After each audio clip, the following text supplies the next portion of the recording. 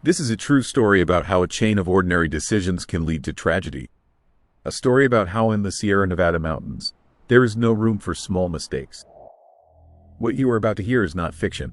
All facts are confirmed by the Alpine County Police, Search and Rescue Services, and national media including NBC. The names are real, the dates are real, the tragedy is real. Some details about what happened during those days in the mountains are reconstructed based on Paula Lane as testimony and official rescue reports. This is a story of remembrance, not sensationalism. Rest in peace, Roderick Clifton. Roderick Clifton, 44 years old. Everyone called him just Rod. Paula Lane, 46 years old. An ordinary middle-aged couple living in Gardnerville, Nevada. Stable life, regular jobs, no extreme hobbies. They were not adventure seekers. They were not extreme tourists. They simply lived on one side of the Sierra Nevada mountains and regularly drove to visit the other side. This road was part of their routine. Rod knew the mountains. Paula trusted his experience. They had a reliable Jeep that never let them down. They crossed the Sierra in any weather, in rain, in light snow, in fog. Experience had dulled their vigilance. When you do something for the 100th time, you stop noticing details. November 29th was an ordinary day. They packed up in the afternoon, loaded things into the car the same way as always. The forecast mentioned snow, but snow in late November in the Sierra is normal. They left without hesitation. The road home required no discussion. It was simply the road home. Somewhere at altitude, between Highway 88 and Highway 89, they turned. Burnside Lake Road, a seasonal mountain road they knew. They had driven here before. The road was narrower, less maintained than the main highway, but quite passable in summer and fall. But now it was winter. At the entrance stood closed gates, not a physical barrier, just gates marking, road closed for winter season. The road beyond the gates looked open. Snow lay evenly, but nothing prevented passage. There were no chains, no concrete blocks. The gates were not locked. This is a psychological moment that needs to be understood. Closed gates in their minds meant a recommendation, not a prohibition. After all, the road is physically open. They had been here before. They have a four-wheel drive Jeep. The snow did not look threatening. They drove past the gates. This is where the chain begins. Every following decision will seem like a logical continuation of the previous one. But there will be no way back. At first, everything went normally. The Jeep moved confidently along the snow-covered road. The snow got deeper, but gradually, imperceptibly. The forest closed in from both sides. The road narrowed, but they were already in motion. Stopping and turning around on a narrow mountain road in deep snow is harder than continuing forward. Until movement is possible. The Jeep lost speed gradually. First it just slowed down. Then the wheels began to slip. Rod tried to give it gas. The car lurched forward and stopped completely. Snow reached the bottom. The wheels spun idle, digging deeper. They were stuck. Rod got out, tried to dig snow around the wheels. But every shovel of snow removed by hand was immediately replaced by a new portion falling from the sky. Snowfall was intensifying. The wind was getting colder. The day was turning to evening. At this moment, the situation was not yet critical. They had heat. The heater was working. They had fuel. The tank was not completely full, but sufficient.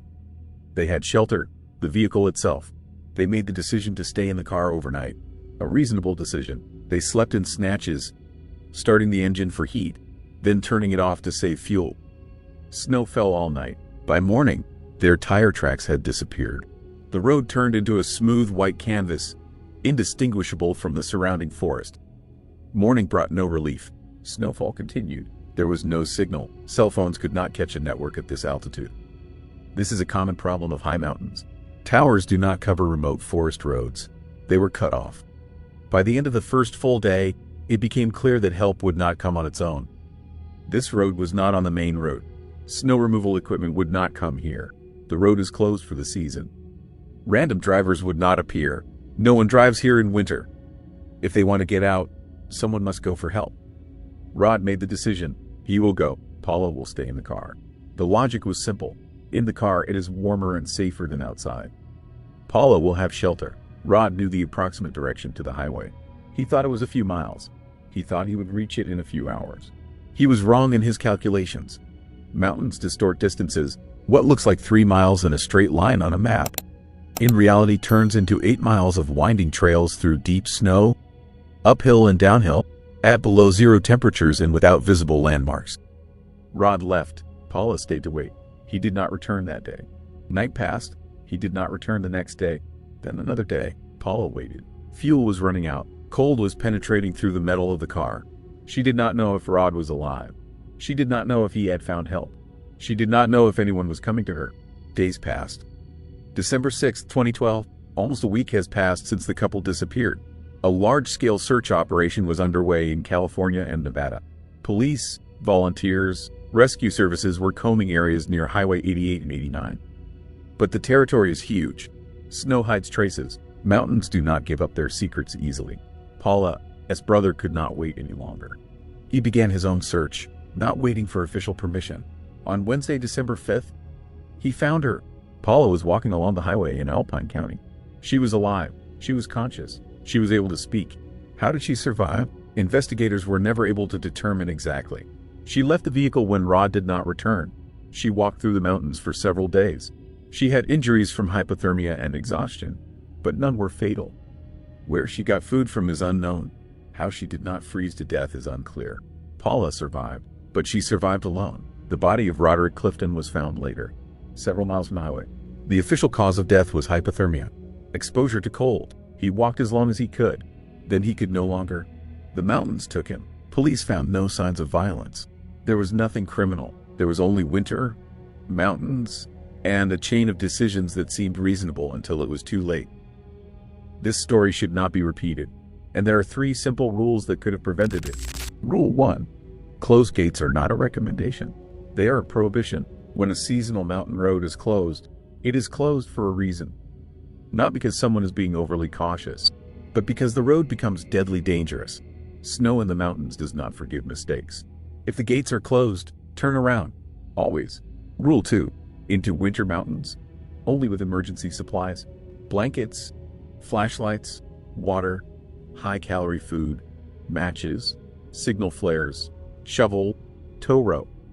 This is not paranoia. This is life insurance. If you are driving through mountains in winter, you must have a plan B in case something goes wrong. Because in the mountains, something can always go wrong. Rule 3.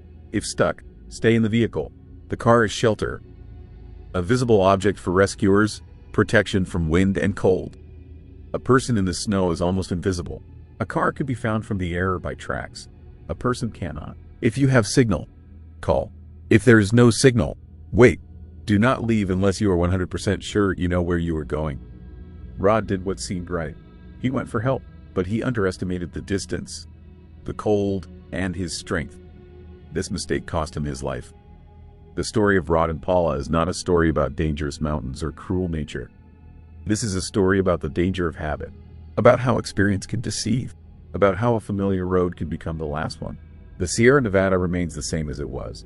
Burnside Lake Road opens and closes with the seasons. The gates are still there. Warning signs are still there. But Roderick Clifton is no more. If this story made you think, give it a like. If you think someone should hear it, share the video. Subscribe to the channel if you want more documentary stories that teach. And remember, in the mountains there is no room for small mistakes. Rest in peace. Roderick Clifton, 44 years old, died in the Sierra Nevada mountains trying to save the one he loved. Sources: Alpine County Sheriff Department official report, NBC News coverage, December 2012, Citrus Heights, Police Department press statements, Nevada and California search and rescue records. Thank you for watching, guys. See you in next video. Bye bye.